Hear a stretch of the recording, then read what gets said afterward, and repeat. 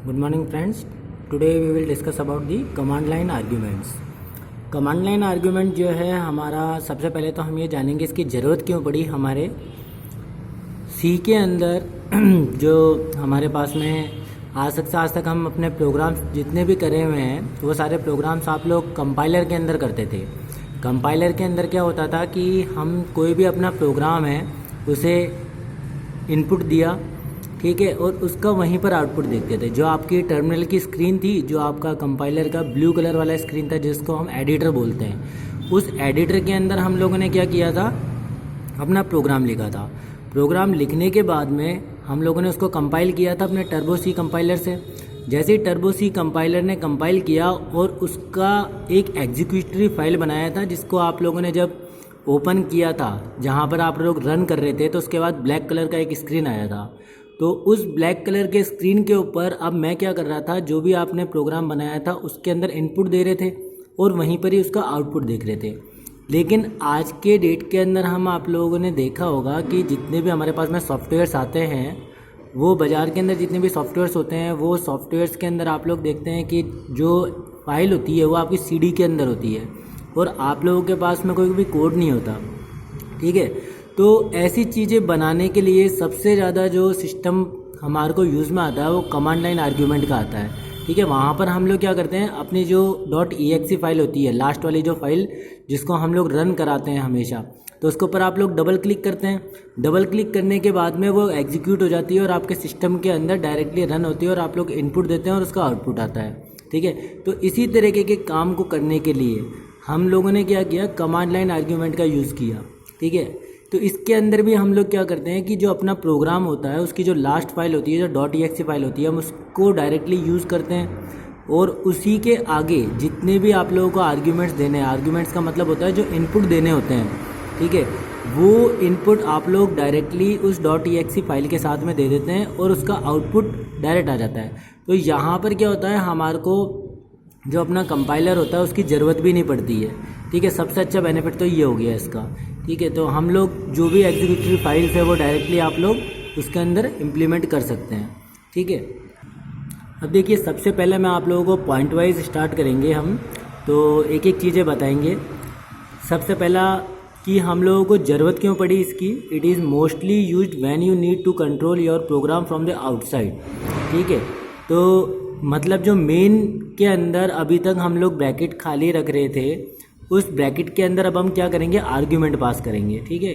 क्यों? क्योंकि हम लोग जो है अपना प्रोग्राम इनसाइड से नहीं रन कर रहे, अब हम आउटसाइड से उसको कंट्रोल देना चाह रहे हैं। मतलब कोई भी यूज़र उसके अंदर इनपुट देगा बाहर से, ठीक है। सिर्फ प्रोग्राम लिखेगा, जैसे प्रोग्राम का नेम है, जैसे आपका कोई भी प्रोग्राम नेम है, प्रोग्राम नाम से एक नेम बनाया मैंने और उसके साथ में ही मैंने उसके आर्ग्यूमेंट दे दिए। जैसे एडिशन का कोई प्रोग्राम है तो ऐड किया, ऐड लिखा और ऐड के बाद में मैंने क्या किया, उसके अंदर कुछ भी आर्ग्यूमेंट्स दे दिए, जैसे 10 और 20, ये मेरा आर्ग्यूमेंट था, ठीक है। तो ये सब काम मैं डायरेक्टली बाहर टर्मिनल से करूँगा, तो इसलिए इसका यूज़ लिया जाता है।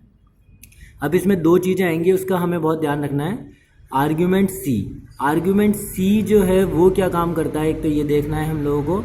It counts the number of arguments on the command line, मतलब आपका कितने number of arguments command line के ऊपर आप लिख रहे हैं, वो आर्ग्यूमेंट सी जो है, आर्ग सी, ये काउंट करता है। जिसके अंदर मैं आप लोगों को बता देता हूँ, सबसे मेन इंपॉर्टेंट है कि आर्ग्यूमेंट सी जो है वो क्या करता है, हमारे पास में यहाँ पर जो अपना प्रोग्राम का नेम है वो भी काउंट करेगा। जैसे हमारे पास में प्रोग्राम का नेम ऐड है, ऐड, और उसके बाद में 10 और 20 ऐड कराने थे, तो वो आर्ग्यूमेंट हमने 10 और 20 दिए। तो हम ये नहीं बोल सकते कि टोटल आर्ग्यूमेंट हमारे पास में 2 हुए, 10 और 20, नहीं। अब हमारे पास में टोटल आर्ग्यूमेंट कितने हुए, प्रोग्राम का खुद का नेम 10 और 20, तो टोटल कितने हो गए, 3 आर्ग्यूमेंट्स। इसी तरीके से एक ARGB, ठीक है, आर्ग्यूमेंट बी, ये भी हमें बहुत इम्पॉर्टेंट है, ठीक है, इसकी भी हमें ज़रूरत पड़ रही है। इसको कहाँ पर हम डालेंगे, सेकंड आर्ग्यूमेंट जो है, इट इज़ अ पॉइंटर, ठीक है, ये हमारा पॉइंटर एरे है which holds the pointer of type character which points out to the argument pass to the program. मतलब हमें एक एरे बनाना होता है उसके लिए कि आपके पास में जितने भी एरे, जैसे हम लोगों ने पहले पढ़ा था, उस कैरेक्टर टाइप का जो एरे है उसमें आपका जो आर्ग्यूमेंट पास कर रहे हैं उसको एक एरे के फॉर्म के अंदर वो सिस्टम के अंदर स्टोर करा लेता है। ठीक है, तो it is possible to pass some values from the command line to your C program when they are executed. ठीक है, तो इसका मतलब सीधे सीधे समझ में आया कि हम इन दो चीज़ों से जो ब्रैकेट के अंदर लिखने वाले हैं, जो मेन ब्रैकेट अभी तक खाली हम लोग लिख रहे थे उसकी जगह हम argument C and argument V put up करने वाले हैं, जिसकी हेल्प से हम क्या करेंगे, अपना पूरे प्रोग्राम का कंट्रोल बाहर की तरफ से, मतलब आउटसाइड से भी हम यूज़र से इनपुट करा करके डायरेक्टली उसका आउटपुट दे सकेंगे। अब देखिए एक सिंपल एग्जांपल मैं आप लोगों को बताता हूँ। सबसे पहले ये एक प्रोग्राम लिया है हम लोगों ने, जिसके अंदर ये चेक करेंगे कि if there is any argument supplied from the command line and take the action. मतलब हम सिर्फ अभी ये चेक करना चाह रहे हैं कि किसी यूज़र ने कोई आर्ग्यूमेंट दिया भी है कि नहीं दिया है। ठीक है, कई बार ऐसा होता है ना कि आप लोग भूल जाते हैं, जैसे एडिशन का कोई प्रोग्राम है, एडिशन के अंदर कोई भी यूज़र 10 डाल दिया लेकिन 20 नहीं डाला, तो दो चीज़ों का तो ऐड होगा, कभी सिंगल का तो एडिशन हो ही नहीं पाएगा। तो इस तरीके से मेरे पास में जो एडिशन है उसके लिए मुझे दो चीज़ों की रिक्वायरमेंट थी। ठीक है, दो वेरिएबल के अंदर स्टोर कराने के लिए, तो उसकी एक मैंने चेकिंग की। तो उसी तरीके से एक प्रोग्राम का एक एग्जांपल मैंने यहाँ पर लिया हुआ है, इसको देखते हैं हम। देखिए यहाँ पर हम लोगों ने सबसे पहले जो अपनी हेडर फाइल थी वो जैसा अभी तक हम लोग यूज़ ले रहे थे वही है, इंक्लूड stdio.h वाली। ठीक है, ये standard input output header file है हमारी। ठीक है, इसके अंदर हम लोगों के पास में जितने भी पैरामीटर्स हम पास करते हैं वो इसकी हेल्प से एग्जीक्यूट हो जाते हैं। ठीक है, सेकंड स्टेप के अंदर हम लोग क्या ले रहे हैं, इंट मेन। इस देखिए ये जो ब्रैकेट अभी तक हम लोग खाली लिखते हुए आ रहे थे, ठीक है, यहाँ पर मैंने क्या किया, इंट टाइप का आर्ग्यूमेंट सी लिया और कैरेक्टर टाइप का आर्ग्यूमेंट वी लिया। ठीक है, यहाँ पर जो आर्ग्यूमेंट सी है वो मैंने इंट टाइप का क्यों लिया है, क्योंकि हमें काउंट कराने हैं। ठीक है, पहले मुझे काउंट कराना है कि जो आप लोग कमांड लाइन के थ्रू इनपुट दे रहे हैं, जो भी यूज़र इनपुट दे रहा है वो टोटल करना है। तो काउंटिंग किससे होगी, इंटीजर टाइप से। दूसरा, मुझे एरे के अंदर कोई भी जो आप लोग आर्ग्यूमेंट दे रहे हैं उसको एरे के अंदर डालना था, तो वो मैंने जो पॉइंटर का यूज़ किया वो कैरेक्टर टाइप का होगा। ठीक है, ये दो चीज़ें हमारे पास में बहुत इंपॉर्टेंट है और ये हमेशा ध्यान रखना है हम लोगों को कि आर्ग्यूमेंट जो काउंट करने वाले हैं वो तो आपका इंटीजर टाइप का रहेगा और जितने भी एरे बनाएंगे वो आप लोगों का कैरेक्टर टाइप का रहेगा। ठीक है, तो अब देखिए नेक्स्ट स्टेप, सबसे पहले मैंने ये चेक करना चाहा है कि आपके पास में दो आर्ग्यूमेंट होते हैं। ठीक है, तो आप लोग वहाँ पर उसको सिस्टम के अंदर आउटपुट दिखाएंगे कि हाँ मेरे पास में दो आर्ग्यूमेंट आ चुके हैं। ठीक है, और ये आपका आर्ग्यूमेंट है। तो देखिए मैंने एक डिसीजन का आपको इफ़ कंडीशन लगाया है, तो if argument C equal to 2, तो हमारे पास में प्रिंट एफ जो हमने लिया है, मतलब आउटपुट आ जाना चाहिए द आर्ग्यूमेंट सप्लाइड इज़ इतना। ठीक है, तो यहाँ पर %s शो किया है मैंने, तो %s/n, तो /n तो न्यू लाइन के लिए हो गया।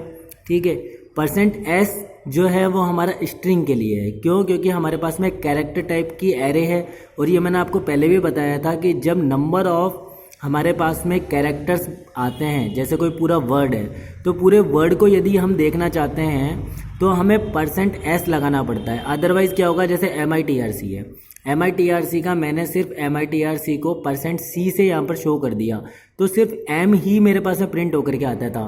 तो पहले वाले एग्जांपल्स हम लोग देख चुके थे क्लास के अंदर, तो ये चीज़ क्लियर है सभी को कि %s यदि मैं पूरा वर्ड देखना चाह रहा हूँ तो उसके लिए %s लगाना पड़ेगा। ठीक है, अब नेक्स्ट स्टेप देखिए, मेरे पास में जो एल्स इफ कंडीशन है, मतलब यदि मेरे पास में आर्ग्यूमेंट सी के अंदर जो काउंट है वो 2 की बराबर नहीं आता है और 2 से ज़्यादा आता है, तो मैंने प्रिंट कराया कि too many arguments are being supplied. मतलब मैं यूज़र को ये बता रहा हूँ कि आपने 2 से ज़्यादा आर्ग्यूमेंट उसमें डाल दिए हैं। ठीक है, तो ये एरर जनरेट होगा।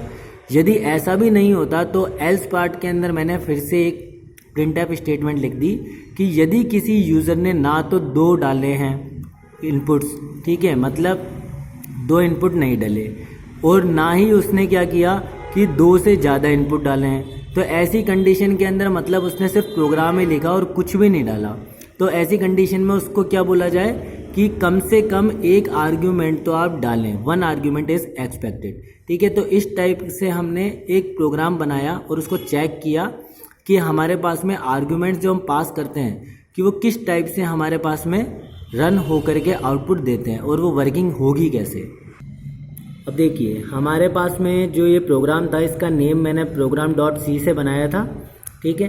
ये program.c proj.c के नाम से मैंने इसको बनाया था और मैं इसको कंपाइल किया।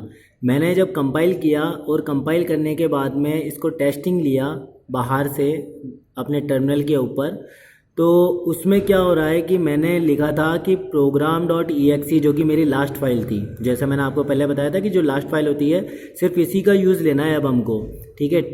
तो मैंने क्या किया, डायरेक्टली अपना टर्मिनल के ऊपर program.exe लिखा और टेस्टिंग लिख दिया। तो इसका आउटपुट क्या आया जनरेट होकर के, the argument supplied is testing, ठीक है। मतलब यहाँ पर देखिए कि कौन सा वाला मेरा कंडीशन चेक हुआ, argument equal to the argument supplied is, तो ये वाला फॉल्स हो गया, ठीक है। अब मेरे पास में यहाँ पर देखिए ये जो फॉल्स वाली कंडीशन थी ये ग्रेटर देन 2 वाली थी, ठीक है। दूसरा मेरे पास में ये वाला कंडीशन फॉल्स हो गया। अब मैंने क्या किया कि मेरे पास में जो आर्ग्यूमेंट सप्लाइड इज क्या आया, रिजल्ट टेस्टिंग। मैंने जो टेस्टिंग नाम से आर्ग्यूमेंट पास किया था, मतलब मेरा प्रोग्राम और टेस्टिंग, तो मेरे पास में आर्ग्यूमेंट कितने हुए, एक तो मेरा खुद का प्रोग्राम, ठीक है, प्रोग्राम का नेम वो मेरा काउंट हो गया आर्ग्यूमेंट सी के अंदर, तो और दूसरा मेरा आर्ग्यूमेंट सी के अंदर ये टेस्टिंग नाम से जो मैंने डाला था वो इनपुट हो गया। तो टोटल काउंट कितने हो गए, 1 और 2, ठीक है। तो यहाँ पर इफ़ आर्ग्यूमेंट इक्वल टू 2 वाला सरपास हो गया। जैसे ये सरपास हुआ तो मेरे पास में आउटपुट क्या आया, the argument supplied is %s। %s क्यों, क्योंकि आर्ग्यूमेंट v के अंदर v1 लिखा है मैंने यहाँ पर। v1 क्यों लिखा है, तो कि देखिए जो मेरे पास में यहाँ पर एरे बनेगा, तो एरे हमारा कहाँ से स्टार्ट होता है, 0 से हमेशा। ये चीज़ हम लोग पहले देख चुके हैं, ठीक है। तो 0 से आप लोगों का आर्ग्यूमेंट पास हुआ, तो 0 के अंदर क्या लिखा हुआ आया, प्रोग्राम। program.exe जो है वो मेरा 0 के अंदर आया था, और 1 के अंदर क्या आया, टेस्टिंग, ठीक है। तो इस तरीके से मेरे पास में इफ़ आर्ग्यूमेंट इक्वल टू 2 जब आया तो मैंने बोला कि आर्ग्यूमेंट सप्लाइड इज़ कितना, 1 वाला, ठीक है। आर्ग्यूमेंट 1 वाला मेरे पास में %s आया, ठीक है। तो %s के अंदर मेरे पास में क्या आया था, टेस्टिंग, तो इसलिए यहाँ पर टेस्टिंग इसके आउटपुट में आ गया। यदि हम इसके अंदर आर्ग्यूमेंट 0 कर देते तो मेरे पास में क्या आता, program.exe लिखा हुआ आता, ठीक है। तो इस तरीके से हम लोग इसका आउटपुट देखें। अब देखिए सेम चीज़ है, उसको हम लोग 2 आर्ग्यूमेंट पास करा करके देखते हैं। तो मैंने क्या किया, अपना प्रोग्राम के अंदर वापस से कमांड लाइन आर्ग्यूमेंट दिया, ठीक है। कमांड लाइन के ऊपर आपने क्या किया, program.exe जो कि मेरी लास्ट एग्जीक्यूटिव फाइल थी। अब इसके अंदर मैंने क्या किया, यहाँ पर टेस्टिंग दिया, ठीक है। टेस्टिंग 1 और टेस्टिंग 2 2 अलग अलग नेम्स होंगे, ये चीज़ क्लियर है, क्योंकि हमें जो भी एरे बनाना है उनको वहाँ पर डिफ्रेंशिएट कैसे करेंगे, इसलिए मैंने यहाँ पर एक आर्ग्यूमेंट दिया टेस्टिंग 1, दूसरा आर्ग्यूमेंट दिया टेस्टिंग 2, ठीक है। तो अब मेरे पास में टोटल एरे कितनी हो गई यहाँ पर, पहली 0 program.exe के लिए, 1 टेस्टिंग 1 के लिए और टेस्टिंग 2 के लिए 2। तो ये कितने हो गए हमारे पास में, टोटल आर्ग्यूमेंट काउंट करें तो 1 2 और 3 हो गए, ठीक है। तो else if argument C greater than 2, ठीक है, इसके लिए हमारे पास में ग्रेटर देन 2 हुआ, तो printf स्टेटमेंट हमारी कौन सी आएगी, too many arguments is supplied. यहाँ पर जो मैंने आप लोगों को स्टेटमेंट शो करने के लिए अपना सेकंड डिसीजन का जो कंडीशन थी वो दिया, तो इस तरीके से ये मेरा आउटपुट आ गया, ठीक है। तो इसका मतलब ये हुआ कि आर्ग्यूमेंट्स काउंट किए जाते हैं। अब देखिए सेम चीज़ है, मैंने जो अपनी लास्ट वाली कंडीशन थी उसको टेस्ट करने के लिए क्या किया, सिर्फ जो अपना प्रोग्राम का नेम था वो लिख दिया और उसके बाद में टर्मिनल के ऊपर कुछ लिखा ही नहीं, मतलब कोई आर्ग्यूमेंट ही नहीं दिए, कोई आर्ग्यूमेंट दिया ही नहीं, ठीक है। तो when the code is compiled without any argument, तो रिजल्ट हमारा क्या आएगा, देखिए यहाँ पर 1 आर्ग्यूमेंट इज एक्सपेक्टेड, जो हमारी थर्ड कंडीशन थी कि किसी ने आर्ग्यूमेंट ही नहीं दिए तो हम उसे एरर जनरेट करके दे दें कि कम से कम एक आर्ग्यूमेंट तो आप डालें। ठीक है, यहाँ पर एक भी आर्ग्यूमेंट नहीं डाला हुआ है। ठीक है, इसलिए तो ये चीज़ क्लियर है आप लोगों को कि आर्ग्यूमेंट 0 जो है holds the name of the program. ये चीज़ मैंने आप लोगों को बता दी थी कि आर्ग्यूमेंट V0, 0 मतलब 0 के ऊपर जो इंडेक्स है एरे का, वो अपना खुद का प्रोग्राम का नेम होता है। आर्ग्यूमेंट V1 किसको पॉइंट कर रहा है, फर्स्ट कमांड लाइन आर्ग्यूमेंट को। ठीक है, और ऐसा हम लोग Vn तक चल सकते हैं यदि आपके पास में 2 या 3 या उससे ज़्यादा आर्ग्यूमेंट्स हैं तो आपके पास में। ठीक है, और यदि आपके पास में कोई आर्ग्यूमेंट नहीं है और आप उसको आर्ग्यूमेंट C को सेट करना चाह रहे हैं तो कम से कम उसके अंदर 2 आर्ग्यूमेंट तो आप डाले ही डालें। ठीक है, ये हमेशा एक क्लियर होनी चाहिए कंडीशन कि हमें 2 तो मिनिमम रखने ही रखने हैं। अब देखिए एक और मेन इम्पॉर्टेंट थिंग है जो मैं आप लोगों को बता देता हूँ यहाँ पर कि मेरे पास में यदि अभी तक हम लोग स्ट्रिंग के केस के अंदर यहाँ पर देख रहे हैं, क्योंकि कब कैरेक्टर और स्ट्रिंग के अंदर आप लोग पूरा समझ चुके हैं, तो इसके अंदर एक इम्पॉर्टेंट थिंग ये आती है कि मेरे पास में जो %s है उसका यूटिलाइजेशन हो रहा है यहाँ पर। तो यदि मैं जितने भी वर्ड्स लिखता हूँ तो वर्ड्स को हम डिपिक्ट क्लियरिटी के लिए स्पेस का यूज़ देते हैं। अपने इंग्लिश वोकैब के अंदर भी हम लोग स्पेस का यूज़ देते हैं ताकि 2 वर्ड्स को अलग अलग तरीके से समझा जा सके। ठीक है, यदि गैप ही नहीं होगा उनके बीच में तो हमें समझ में नहीं आएगा कि ये कौन सा वर्ड क्या है। तो हमारे C के अंदर भी ऐसी कुछ प्रॉब्लम्स होती हैं। तो यहाँ पर देखिए प्रोग्राम वही का वही लिखा हुआ है, लेकिन उसका आर्ग्यूमेंट देने का तरीका मैंने थोड़ा चेंज किया हुआ है आप लोगों को। ठीक है, अभी तक हम लोगों ने क्या किया था, प्रोग्राम लिखा था कमांड लाइन के ऊपर और उसको टेस्टिंग 1 और टेस्टिंग 2 दे दिया था स्पेस दे करके।